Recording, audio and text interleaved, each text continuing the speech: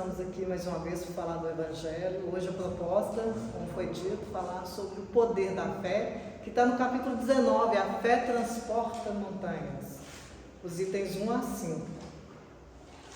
O evangelista Lucas nos narra, lá na Bíblia, primeiramente no capítulo 8, versículo 1 a 3, ele vem falar para nós das mulheres que acompanhavam Jesus. Ele inicia falando assim, que com ele, com Jesus, caminhavam os discípulos e também algumas mulheres, como Susana, a mãe de Tiago, Joana de Cusa. E aí ele vai narrando aquelas mulheres que acompanhavam Jesus. Uma outra vez também, no capítulo 24, ele fala novamente sobre essa mulher, a Joana de Cusa, quando ele vem falar que depois da crucificação de Jesus, quando Jesus é retirado da cruz, que foi crucificado, foi enrolado no seu corpo apenas um lençol, e ele foi colocado no local lá, que foi cedido por José de Arimateia, onde que eles depositaram o corpo de Jesus, e no outro dia, algumas mulheres foram lá para levar alguns bálsamos, algumas coisas lá para passar no corpo de Jesus, e entre elas estava também Joana de Cusa, para poder receber. E quando elas chegaram lá, elas viram que não tinha o corpo, mas tinha ali dois espíritos de luz. Eles falam que eram dois homens vestidos de luz, que eram dois espíritos, e anunciaram que o corpo de Jesus não se encontrava lá e que era para levar a boa nova. Então, a Joana de Cusa é narrada por esses duas vezes por Lucas, e também no livro Boa Nova, no capítulo 15, Humberto de Campos vem falar sobre a Joana de Cusa. Muitas vezes nós passamos nossa vida sem conhecer muitas figuras, muitos personagens da Boa Nova, da época de Jesus. Inclusive eu tenho uma amiga que fala que ela tem uma conhecida, muito amiga dela, aliás, que é católica, e quando ela comentou sobre Joana de Cusa, ela falou assim, eu nunca ouvi falar nessa mulher. Mas Joana de Cusa era uma das mulheres que tinha uma fé, realmente uma fé que fazia diferença. Por que ela chamava Joana de Cusa? Porque o seu marido, ele tinha o nome de Cusa. E na época de Jesus era assim, as pessoas eram conhecidas, não tinham sobrenome, eram conhecidas ou era, por exemplo, Cidade. Oi? Cidade. Uma cidade, como Maria de Magdala, né? Ou então, pelo nome que tinha dos parentes, Joana de Cusa, principalmente a mulher, tinha o nome do marido, né, gente? Hoje em dia a gente fala Marisa de Domingos de Marisa, a gente já troca um pouquinho, mas na época era só aquela coisa. Então a gente chega a saber quem é devido à referência que faz. E a Joana, quando ela ouviu falar de Jesus, assim como muitos outros, procuravam Jesus para cura ou para modificar a sua vida. Alguma coisa ele tinha que estava deixando inquieto, aí procurava Jesus em busca às vezes de um milagre. Mas Joana, quando ela ouviu falar de Jesus, ela passou a seguir as pregações no lago. Ela ia visitar Jesus, sempre nas pregações, ouvia, e Humberto de Campos deixa bem claro que ela se vestia de uma maneira simples, por causa que ela ficava no meio do povo, então ela se vestia de uma maneira simples, porque na época ela tinha uma posição social invejável. Era uma das poucas mulheres que tinha uma posição tão boa na época de Jesus, devido ao seu marido, que era o intendente de Cusa, de Herodes, ou seja, ele trabalhava para Herodes, e ele tinha então, por ter esse cargo, ele era muito rico. Mas Joana, ao conhecer Jesus, tinha também as inquietações, assim como nós, apesar do dinheiro, da posição social, que nós sabemos que não é dinheiro, que não é posição social que nos deixa bem ou mal, ela tinha as suas inquietações. E ela passou a seguir Jesus, mas certo dia ela estava muito inquieta. Ela estava muito chateada com as dificuldades no lar, os sabores domésticos, devido ao seu marido. E aí ela foi procurar Jesus em particular. Então vocês veem que uma das dificuldades das mulheres, muitas vezes, que tira o sono é os maridos, né, Maiara? deixa as mulheres, de uma certa forma, meio inquieta. E ela foi procurar Jesus para falar, então, do seu marido.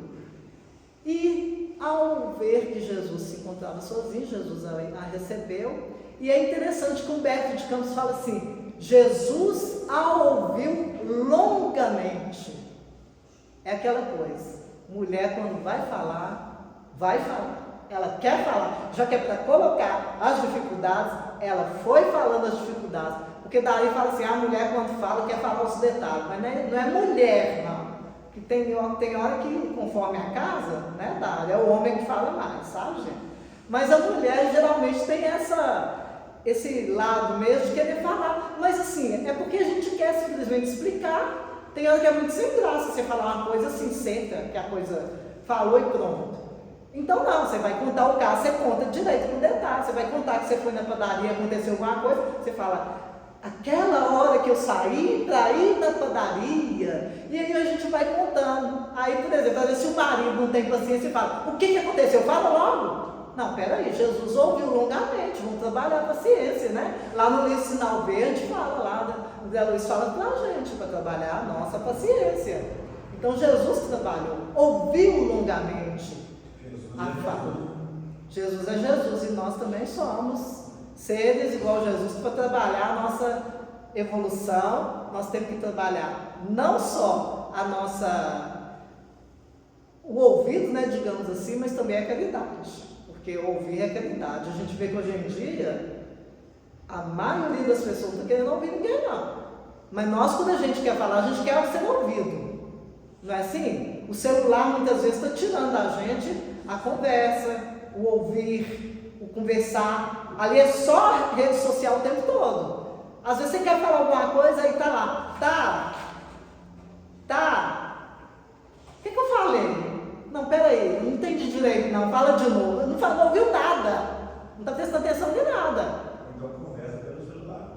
Então tem que mandar mensagem, né? Um tá na cozinha, outro tá no quarto, manda mensagem, que aí vai lá ver. E pior não é isso não, gente. Vocês já viram que às vezes o marido olha a mensagem de todo mundo e não olha a sua?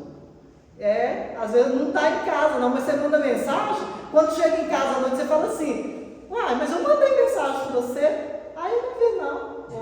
Olhou lá a mensagem de todo mundo. Então não está adiantando, não. Nem mensagem não está adiantando mais. Então só Jesus na causa. Essa eu não sabia. Não, sei. Não, é isso que eu falei, que o perfil masculino ou feminino aí, a gente tem que ver isso, porque às vezes olha a mensagem de todo mundo e você quer. Aí fala assim, então liga, se é alguma coisa importante, liga. Então, gente, vamos parar e ouvir, vamos prestar atenção. Porque hoje em dia nós estamos muito perdidos. E Jesus vem nos ensinamentos sempre nos mostrando o lado da coisa. E olha, Jesus ouviu longamente. E ela contou toda a sua vida, os dissabores com o marido, as dificuldades. Ela tinha realmente uma fé viva. Ela acreditava em tudo que ela estava aprendendo com Jesus. Porém, ela via que o marido ele não acreditava em nada. Às vezes ele sacrificava aos deuses romanos, às vezes ele ia para a sinagoga, ele não tinha fé em nada. Aliás, ele vivia conforme, né, Maris? Maris que gosta de falar, que tem hora que nós somos conforme, e somos mesmo. Porque o marido dela era conforme. Para não perder a sua posição social, ele então agia conforme a situação. Então tinha hora que ele fazia lá o sacrifício aos deuses romanos, tinha hora que ele ia na sinagoga, porque ele tinha que manter ali as suas boas relações para poder não perder o posto que ele tinha. E isso, de uma certa forma, magoava Joana. E Joana falou com Jesus, Jesus, não é melhor, Senhor, que eu fale com ele para que ele possa te seguir? E ela fala muita coisa, expõe tudo para Jesus na sua vida. Quando ela respirou, que ela parou de falar, aí Jesus foi falar. Gente, inclusive, quando fala de fala também, um que ouvia muito também era Chico. Porque o Chico, tem um caso que a mulher chegou para Chico, para conversar com o Chico, e ela foi expor a vida de Chico, dela, as dificuldades dela para Chico. Diz que Chico segurou na mão dela e ouviu mais de 1 hora segurando na mão dela. Mais de 1 hora. Que homem que teria essa paciência? A Chico era espírito, que nem nós, né? Chico, Jesus era Jesus, Chico era Chico, e nós estamos aí, evoluídos. Não sei se existe essa palavra não, mas lá vai, né? A nossa meta é a evolução. Mas aí, quando essa mulher parou de falar, ela começou a chorar, Chico ficou chorando também. Ela falou assim: Chico, nunca ninguém parou para me ouvir. E o Chico ficou chorando, só dela ter falado isso. Então, gente, olha só. Depois, então, Você vai sabendo que ele está chorando. de alguma forma, levando as dificuldades, né? Mas aí, a Joana deu uma respirada. Jesus, então, começa a falar com ela. Joana, só existe um Deus, que é o nosso Pai que está no céu. Porque ela falou que tem hora que ele fazia isso para os deuses romanos, hora outra coisa. Ele falou, só existe um Deus, que é o nosso Pai que está no céu.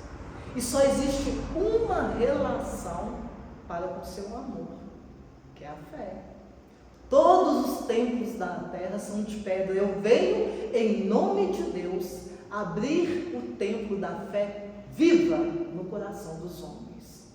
E explica para ela tudo lá a respeito de relacionamento, das dificuldades, que é assim mesmo, que é aquele que sabe mais, que é aquele que está buscando, é que deve ter paciência, por isso que eu tenho muita, porque a gente que está buscando, que está entendendo, é que tem que trabalhar, né, Margarida? A paciência, a gente tem que aprender a ouvir, não é esperar do outro. E falou muita coisa para ele, foi ensinando, e ela foi absorvendo aqueles ensinamentos de Jesus o tempo todo, e no final Jesus falou com ela: vá, minha filha, vá, ame seu marido. Por isso que eu gosto de Jesus. Ame seu marido. E no final, depois da explicação, falou com ela assim: ser fiel. Esse ser fiel, ela entendeu na hora, porque não era ser fiel só ao marido, porque ela era fiel, mas era ser fiel a tudo aquilo que ela estava ouvindo, a tudo aquilo que ela estava aprendendo. Então nós, muitas vezes, a gente está com a doutrina espírita nas nossas mãos, essa gama de conhecimento que traz para nós tantas realidades do mundo espiritual, da imortalidade da alma, da fé verdadeira, traz tanto conhecimento. Será que nós estamos sendo fiéis a tanto conhecimento que nós estamos tendo?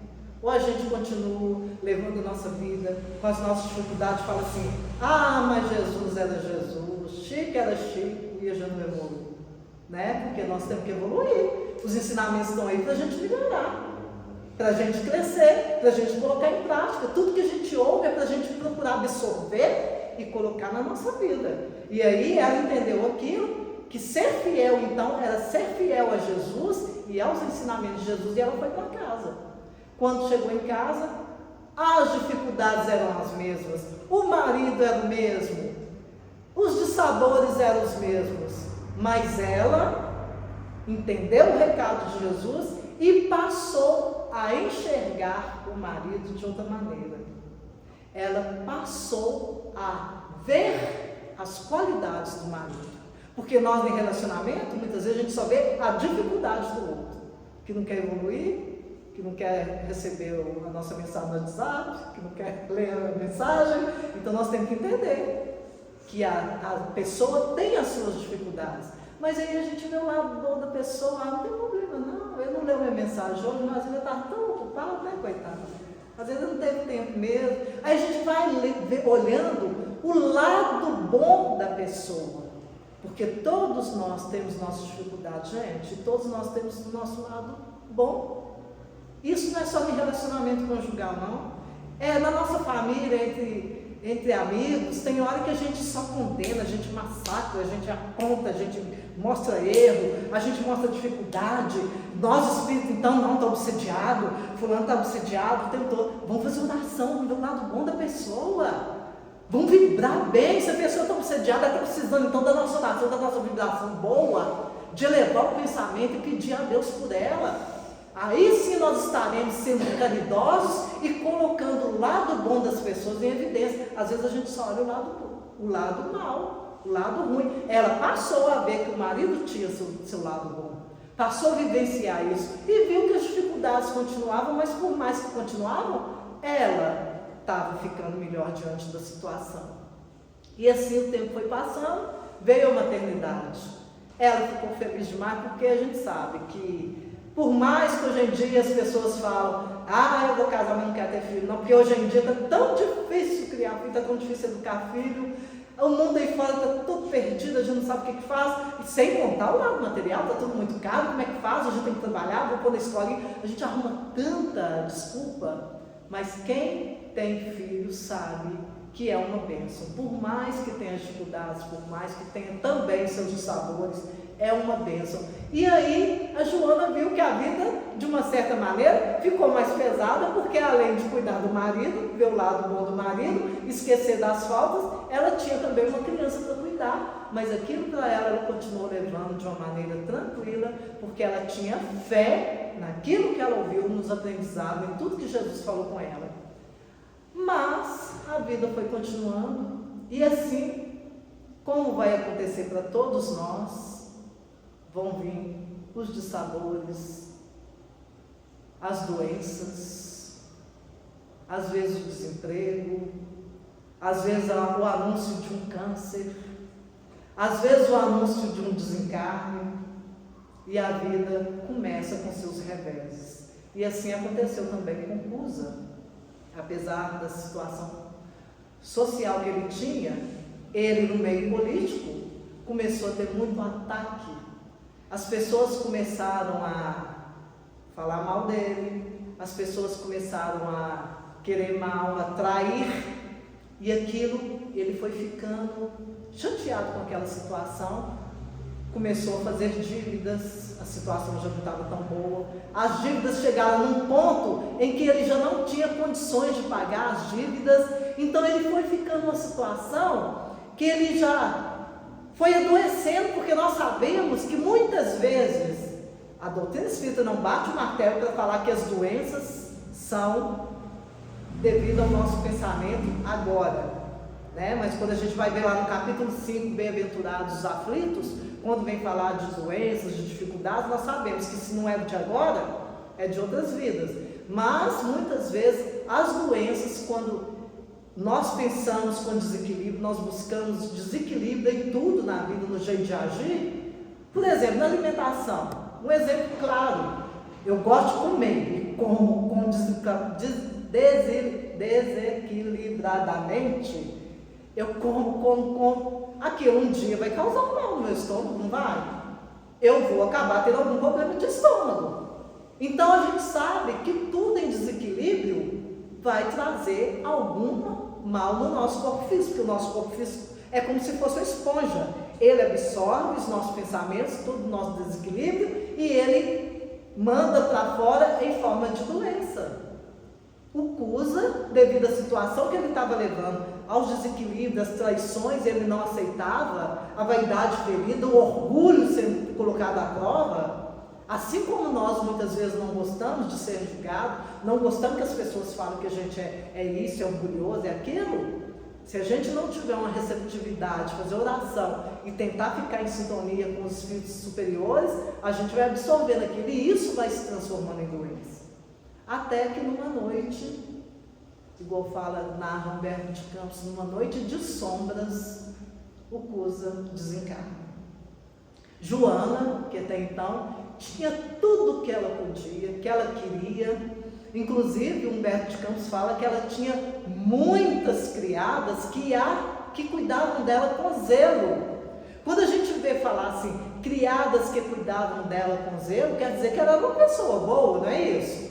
Porque por mais às vezes que a pessoa tem dinheiro, eu tenho dinheiro e pago aqui um monte de empregado, mas eu sou ríspida, eu trato mal, eu sou sem educação, a pessoa recebe, mas ela não gosta de mim. Vocês concordam comigo? Então não é só pelo dinheiro. Mas a Joana tinha criadas que a tratavam com zelo, mas devido àquela nova situação, ela não teve condições de manter mais o lugar que ela morava, as criadas que ela tinha, e ela se viu então com dificuldades enormes, porque ainda tinha o filho que ela teria que cuidar de criar. Mas ela sempre lembrando das palavras de Jesus, porque a sua fé era verdadeira. foi uma fé construída nos ensinamentos de Jesus e depois na vivência com seu marido. Então ela tinha uma fé robusta, aquela fé que realmente a amparava naquelas dificuldades. Então ela pensou: o que eu vou fazer? Então eu vou começar a trabalhar. E foi procurar serviço. Gente, naquela época, mulher não tinha valor nenhum, não. Hoje em dia a gente está falando aí, né, que o marido não olha o celular, tem que agradecer, porque na época a mulher nem celular ia ter, porque mulher tinha valor nenhum, não. E aí, quando, por exemplo, a mulher era solteira, os pais cuidavam, ela tinha um valor por causa dos pais. Quando a mulher era casada, ela tinha valor por causa do esposo. Quando a mulher queria ter os seus ganhames, digamos assim, por conta própria, aí ela era a prostituta da época. Ou então mendigar. Mendigar. Então mendigar. Mas até para mendigar a gente sabe que na época tinha que ter a capa, não era qualquer um que podia mendigar na época. Mas aí Joana ficou nessa situação, porque ela sozinha, com o filho, não tinha dinheiro mais, porque o CUS acabou com tudo.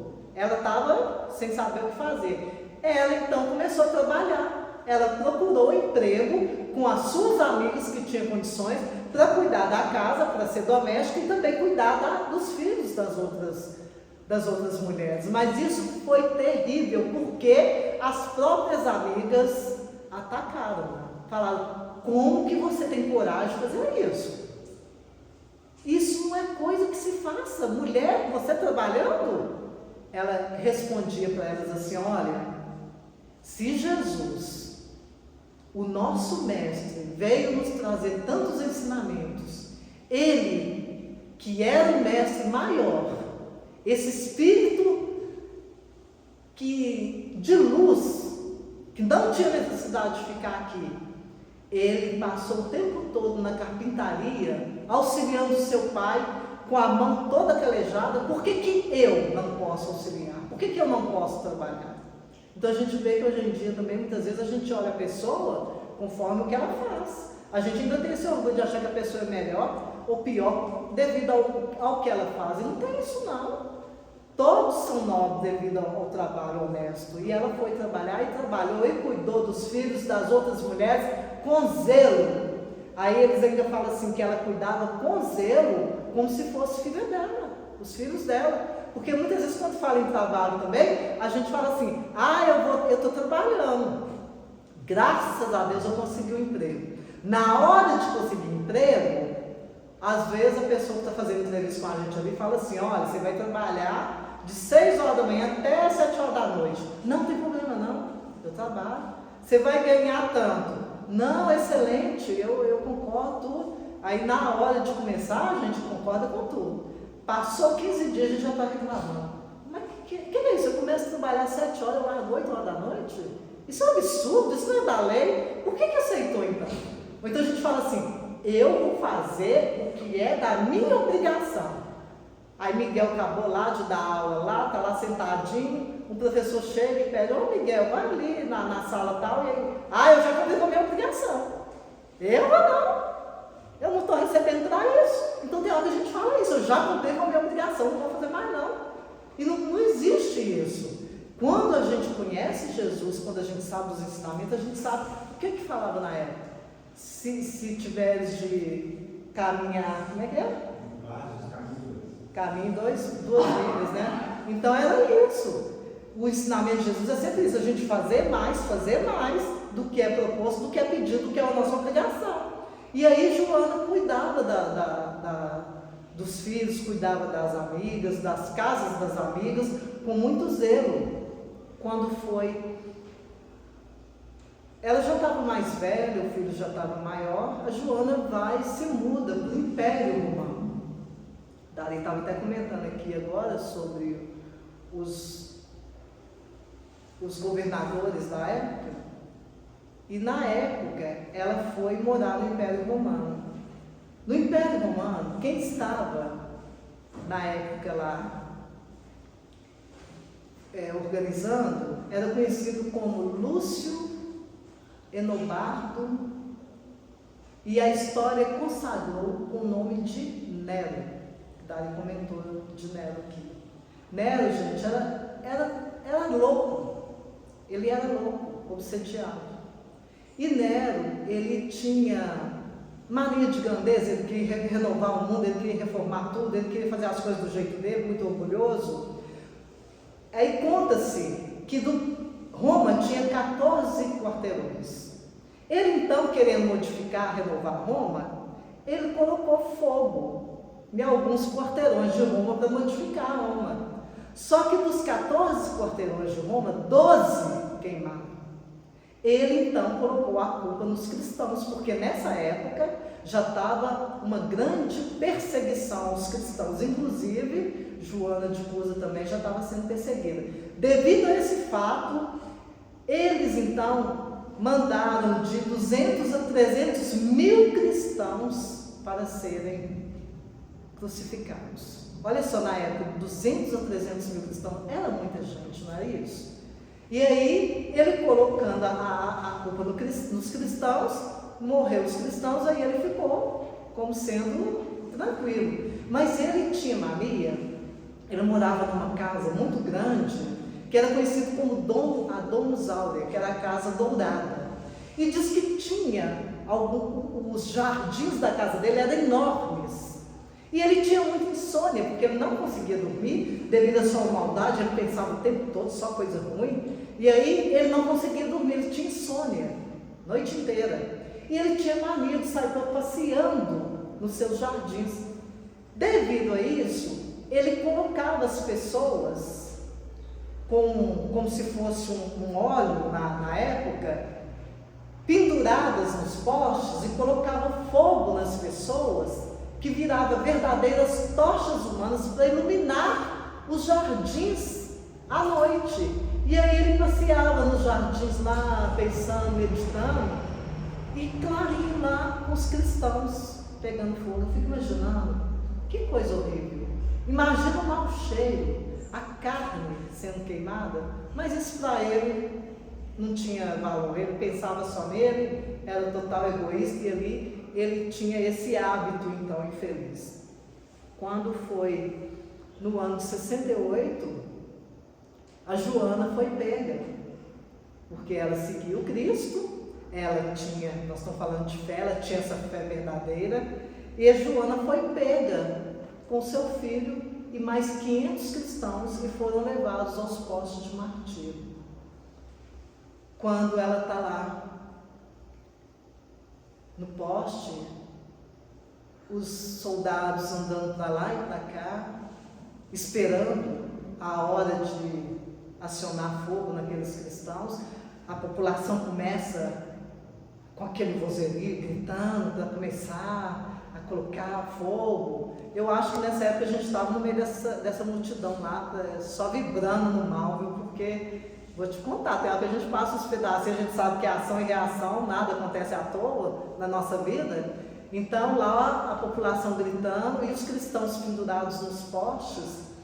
E aí o rapaz começa a gritar: mãe, mãe, abjura! Nega esse Cristo, mãe, mãe, você não vê que nós perdemos? Abjura por mim que sou seu filho. Abjura, mãe. E o soldado para ouvindo aquele rapaz gritar, fica olhando para aquele rapaz, para quem que ele estava direcionando. A Joana, que até então firme nos seus propósitos, ela olha para o céu e começa a lembrar de toda a sua vida, dos tempos de mocidade, da preparação para o casamento, da alegria da juventude quando ela se casou, a alegria maior quando ela foi mãe, que ela pôde então receber o seu filho nos seus braços, lembrou das dificuldades da vida confusa, dos dissabores, lembrou de Jesus quando foi procurar Jesus, e Jesus comentou com ela: vá, filho, ser fiel. Essa palavra, essa frase ecoava na mente dela o tempo todo, e ela foi lembrando de tudo, da doença de Cusa, tudo que ela passou, as dificuldades, as lutas, cuidando das casas de outras mães, cuidando dos filhos de outras mães, tudo que ela passou. E até naquele momento, o seu filho amado gritando e falando: mãe, abjura, não vê que sou seu filho? não vê que nós perdemos? E nesse momento, pela primeira vez, as lágrimas escorrem dos seus olhos, porque ela sabia que acima de tudo é Deus, é Jesus. E então nessa hora ela olha para o seu filho e fala: cala-te, filho. Se Jesus, o príncipe dos céus, passou por tudo aquilo na sua crucificação, nós também podemos passar por isso. Nós temos que ter força, meu filho. E começa a conversar com o filho. Lembra de Maria de Nazaré, que viu por horas e horas seu filho sendo ali crucificado, o sofrimento. E ela, como mãe, lembrando de Maria, ela fala: cala-te, filho, você não sabe o que você está falando. Nessa hora, o soldado que passava, ao ver aquele diálogo, ele começa então a rir, vai lá e coloca a teia-fogo no filho da Joana, e vai chegando perto dela, e o filho gritando, chorando, gritando: mãe, mãe, o que você fez comigo, mãe? E aí o soldado chega também, coloca o fogo na Joana, e quando coloca o fogo na Joana, ela começa a sentir as labaredas, um quentume só nos seus pés. Aí o soldado grita para ela: esse seu Cristo te ensinou apenas a sofrer? Ela falou: não, ele não me ensinou apenas a sofrer, ele me ensinou a vos amar. E nessa hora em que ela falou isso, ela já não sentiu mais nada, porque ela sentiu foi uma mão no seu ombro e uma voz inconfundível que falava com ela assim: vem, filha, eu estou aqui. Não sentiu mais nada, não sentiu dor, e foi recebida por Jesus em seus braços. Nós estamos falando sobre o poder da fé. Essa fé que Jesus fala no início do capítulo 19, que nós estamos lendo, a fé que transporta a montanha, que Jesus fala que se nós tivéssemos a fé do tamanho de um grão de mostarda, nós poderíamos mover montanhas. E aí nós vamos parar para pensar: será que nós temos fé realmente? Será que nós trabalhamos a nossa fé? Porque quando a gente vai ver fé, às vezes a gente fala assim: eu tenho fé que Davi vai melhorar, eu tenho fé. Aí, isso não é fé, é como se eu falasse assim: eu tenho esperança. Entendeu? Não é fé, porque a fé ela precisa de ser trabalhada. Quando a gente fala que eu vou ter fé, eu tenho fé, nós temos que construir essa fé, igual Kardec falava. A fé, ele ensina, né? Não é falava, ele ensina para nós na obra básica que a fé, ela tem que ser raciocinada. Não é essa fé que eu fico: eu acredito nisso, eu tenho esperança naquilo. A gente trabalha a fé no sentido assim: eu acredito, mas eu tenho que mover as minhas energias, eu tenho que movimentar o meu ser para acontecer aquilo que eu estou acreditando. Não é milagre, porque sempre que Jesus fazia as curas, ele falava: vá, a sua fé te curou.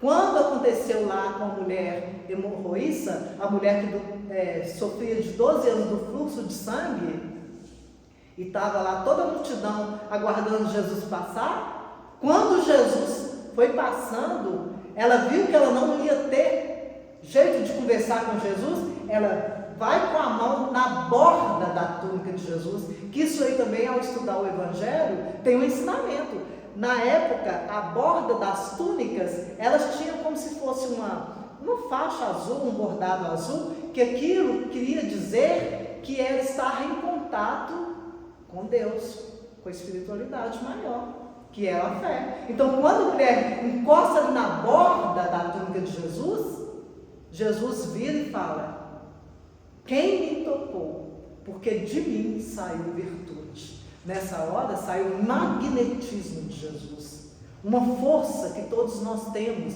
porque Jesus falou: podeis fazer tudo o que eu faço e muito mais, porque o magnetismo é algo que está em nós. Mas nós precisamos de conhecer essa força que nós temos também. Nós precisamos de trabalhar essa força. E Jesus sabia a força que ele tinha, e na hora ele falou: a sua fé te curou, porque de mim saiu virtudes. porque a mulher apenas tocou ali, porque ela queria, ela construiu, ela caminhou, ela buscou naquele momento. Ela não ficou assim, minha fé vai me curar, Jesus, tchau, minha fé vai me curar. Não, ela teve que movimentar as forças dela e encostar ali em Jesus para poder ela ser curada. Então é isso que nós temos que fazer, trabalhar nossa fé, movimentar nossas forças, nosso pensamento, a nossa mente, trabalhar no bem, fazer vibrar no bem, fazer oração, olhar o lado bom das coisas, das pessoas, da vida. E se acontecer algo difícil, que eu não planejei, eu entender, eu ter resignação, porque eu preciso fazer o melhor. Isso é ter fé, isso é construir a fé. Então, o capítulo inicia, quando eu falo dessa passagem, que está uma passagem em Mateus falando no capítulo 17, que Jesus, quando ele foi ter lá com a população, com o povo, com a multidão, um homem foi procurá-lo e falou com ele: Senhor, cura o meu filho. O meu filho é lunático, está sofrendo muitas vezes, frequentemente ele cai no fogo, frequentemente ele cai na água, ele está sofrendo muito, Senhor. Eu levei os meus filhos até os seus discípulos, mas eles não puderam curá-lo. Aí Jesus fala: bando de raças inúteis, traga o seu filho que eu vou curar. E o homem leva o filho, que era lunático, estava sofrendo. Jesus vai e cura aquela criança. Na mesma hora, eles falam assim que ele tirou os demônios e os demônios foram embora. Na mesma hora, o rapaz ficou curado. Depois, em particular, os discípulos procuraram Jesus e perguntaram: por que nós não conseguimos curar?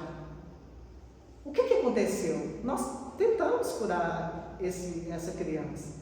Aí Jesus falou: foi porque vocês não tiveram fé suficiente. Ou seja, eles não acreditaram que aquilo poderia acontecer. Então, quando a gente fala em ter fé, primeiro nós temos que ter fé em Deus.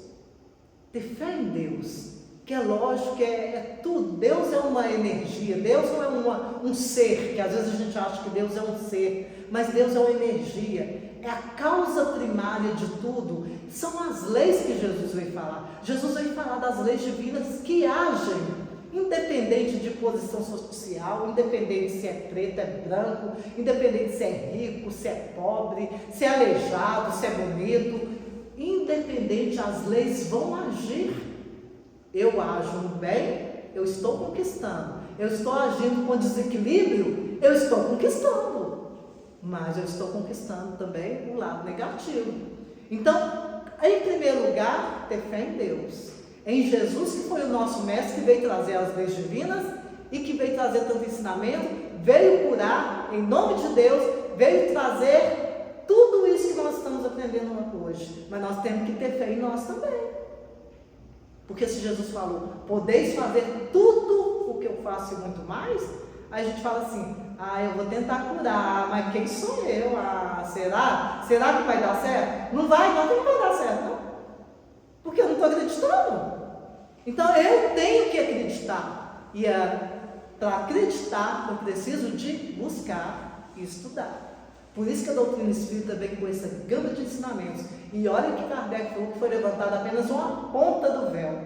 Tem muita coisa ainda. A gente observa que ao ler um livro, tem hora que a gente parece que a gente fala assim: gente, eu não tinha visto isso aqui nesse livro, não. Ou então alguém comenta alguma coisa com a gente e fala assim: é de qual livro mesmo? Gente, eu já li esse livro 5 vezes, nunca vi isso no livro. Mas é porque nós não despertamos ainda. Porque a partir do momento que a gente vai estudando, a doutrina espírita, ela é progressista. Ela vai trazendo mais coisas, mais ensinamentos que até então nós não tínhamos despertado. Aí a gente vai estudando e vai tendo a compreensão das leis de Deus, vai tendo a compreensão do poder que nós temos, e nós vamos trabalhando esse poder em nós para trabalhar a caridade, que é o quê? É a bandeira do Espiritismo. Sem caridade não há salvação. Então, que Deus nos abençoe, que Jesus nos abençoe a trabalhar essa fé, mas essa fé raciocinada, essa fé buscando os ensinamentos, buscando Jesus, com muita vontade de crescer e de fazer o bem e sermos pessoas melhores a cada dia. o poder da fé.